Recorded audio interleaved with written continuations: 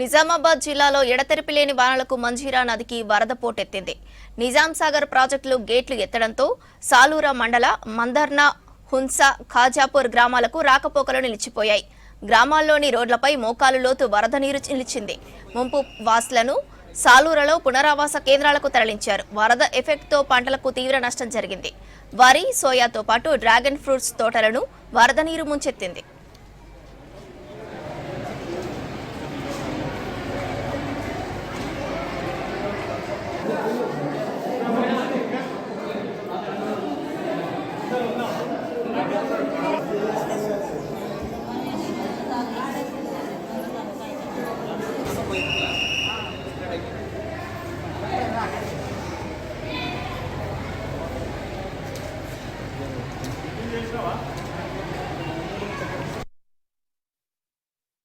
మంజీరా పరివాహక ప్రాంతం హున్సా, మందర్నా మరియు సాలూరా గ్రామాలు ఇక్కడ అన్ని నీట మునగడం జరిగింది.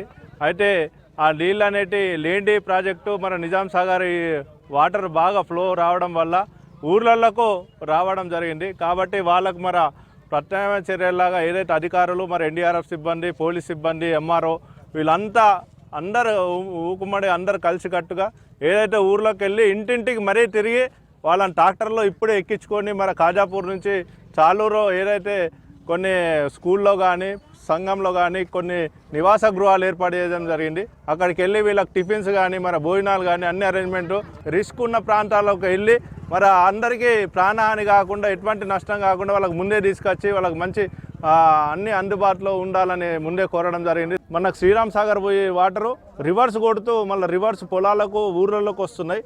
కాబట్టి ఇంకా 24 గంటలు ఇదే పరిస్థితి ఉండే విధంగా ఉంది. కాబట్టి వర్షం అయితే తగ్గుముఖం ఉంది కానీ ఫ్లో అనేది పెరుగుతుంది.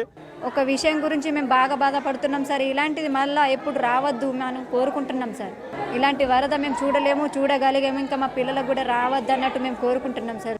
మరి హున్సా, మందర్నా, ఖాజాపూర్ ఈ 3 గ్రామాలు కూడా జల దిగ్బంధంలో చిక్కుకోవడం జరిగింది. గ్రామస్తులు అనేక రకాలుగా ఇబ్బందులు పడుతూ ఉన్నారు. మరి అదేవిధంగా పంటలు కూడా నష్టపోవడం జరిగింది. ఏదైతే ఈ జల దిగ్బంధంలో చిక్కుకున్నారో మరి ప్రభుత్వ యంత్రాంగము వారిని బయట తీసుకురావడానికి ట్రాక్టర్ల ద్వారా, జేసీబీల ద్వారా మరి బయటకు